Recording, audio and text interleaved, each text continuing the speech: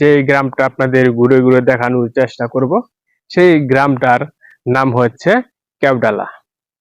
তো কেওডালা গ্রামটা বেশি একটা বড় না, মাঝারি আকারের একটা গ্রাম।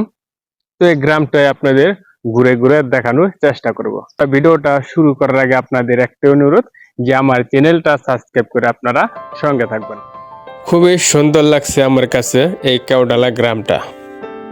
তো এই কেওডালা গ্রামের উপর দিয়েই এই রাস্তাটা মূলত চলে গেছে চনপাড়া। তার ব্রিজের নিচ দিয়ে এরকম একটা খাল, যা ব্রিজের নিচ দিয়ে চলে গেছে বালু নদীতে।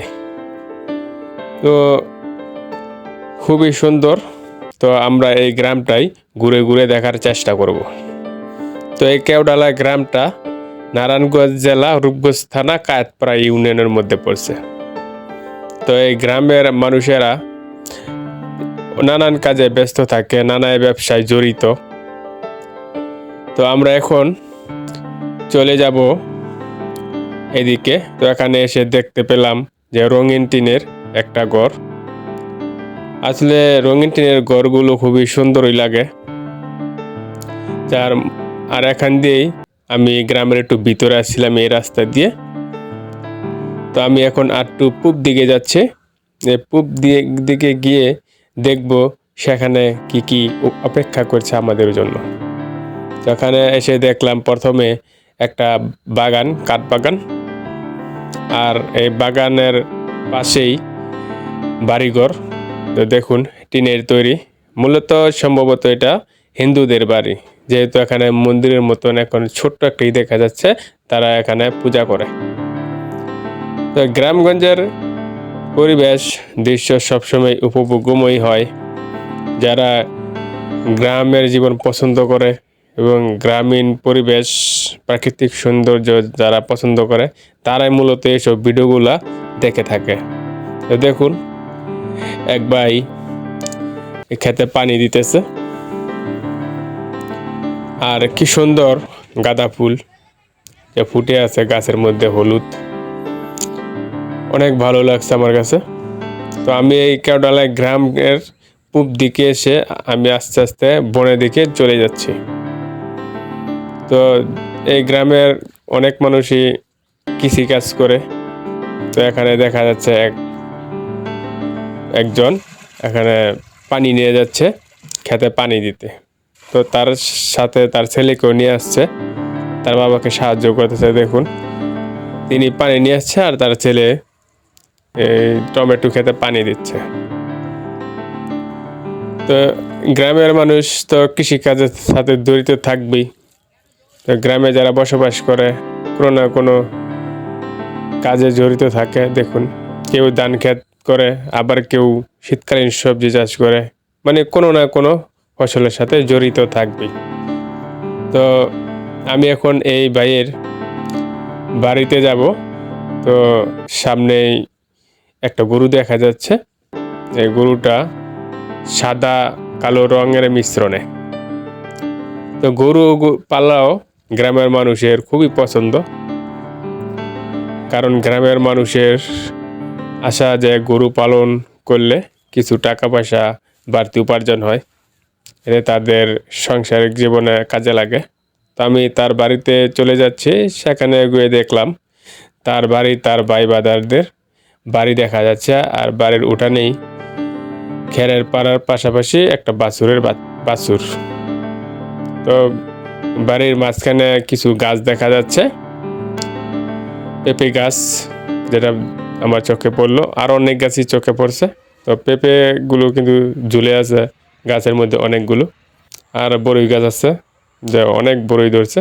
তো প্রিয় বন্ধুরা, আমরা কিন্তু এখন চলে যাচ্ছি এই কেওডালা গ্রামের পূর্ব দিকে, যেখানে দেখা যাচ্ছে শুধু সবুজ আর সবুজ। তো চলুন আমরা দেখে আসি। তো এখানে এসে দেখা গেল যে একজন ধান চারা তুলতেছে ধান রোপণ করার জন্য। তিনি তার সাথে কথা বলছি, তিনি এখানে কাজ করতে আসছে আরেকজনের। তো আমরা সামনে এগোতেই দেখলাম যে ঘাস ক্ষেত, যেখানে যারা গরু পালন করে বা খামার আছে, তারাই মূলত এই ঘাস চাষ করা হয়েছে, মানে ঘাসের সংকট নাই। যারা গরু পালে এরকম। তো দেখুন এখানে এক ভাই তিনি ঘাস কাটতেছে, তো আমিও তার সাথে কিছু কথা বলার চেষ্টা করব যে এগুলো তার ক্ষেত নাকি তিনি এখানে কাজ আমার নাম করতে আব্দুল আসছে। মোমেন। আপনার এটা কি আপনার ক্ষেত নাকি? না, এটা আমার ক্ষেত না, এটা মুল্লুকের ক্ষেত। আপনি কাজ করেন ওনার? উনার কাম করি। কত বছর ধরে কাজ করতেছেন? এ না, এই যে 6 বছর কাম করি। 6 বছর। ফ্যামিলি সহ আইছেন? না না, তুমি দিয়ে গেল। এই যে আপনার 6 বছর ধরে কাজ করেন, আপনি প্রতিদিন এটা কি প্রতিদিন দেয় নাকি একটা না, বেতন? মাসে দিয়ে আর কিন্তু 26 তারিখে বেতন দিয়ে লাই। আপনার বেতন কত? বেতন আর 18,000। আছেন? খুব ভালো আছি আল্লাহ দিলে। তো এই যে আপনি ঘাস নিয়ে আসছেন, এটা গরু পালেন? হ্যাঁ, গরু পালি। তো এভাবেই গ্রামের মানুষগুলো সকাল থেকে সন্ধ্যা পর্যন্ত অবিরাম পরিশ্রম করে থাকে। তো এই কারণেই গ্রামের মানুষ একটু সুস্থ থাকে। তো এই গ্রামে এসে সুন্দরের পাশাপাশি একটু উল্টো পিটো দেখলাম যে দক্ষিণ পাশে এখানে অনেক বালু দেখা যাচ্ছে, যে হয়তো এখানে বালুদা ভরে ফেলছে কিছু কোম্পানি, যেটা আমরা দেখতেছি। তো এই অনেকটা পথ পাড়ি দিয়ে এখানে দেখতে পেলাম দু একটা বাড়ি দেখা যাচ্ছে। তো আমি সেই বাড়িগুলোর ভিতরে গিয়ে দেখব যে কি কি আছে এই বাড়িতে। তো এটা হচ্ছে বাড়ির দক্ষিণ সাইড। তো বাড়িটা একদম বালুর মাঝামাঝি, চোর ডাকাতের ভয়ও থাকে। তো এটা হচ্ছে বাড়ি। তো আমি বাড়ির ভিতরে প্রবেশ করলাম। টিনের তৈরি, পাশাপাশি যেই কাশফুল ওঠে সেই কাশফুলের গাছ দিয়ে তার একটা বাড়ি রান্নাঘর তুলছে। তার এই বাড়ির উত্তর সাইড দিয়ে বালু, আর দেখুন পানি জমিয়ে রাখার জন্য বড় বড় মাটির তৈরি যে মটকা আছে, মটকার মধ্যে পানি জমিয়ে রাখছে, কারণ এত দূর বনদের মাঝে পানির সমস্যা থাকতে পারে, তাই তারা এই মটকার মধ্যে পানি জমিয়ে রাখে। এটাই হচ্ছে বনের মাঝে বাড়ি। তো এর পশ্চিম দিকে আরেকটা বাড়ি দেখা যাচ্ছে রঙিন টিনের তৈরি। তো সেখানেও আপনাদেরকে দেখাবো যে বাড়িটা কেমন।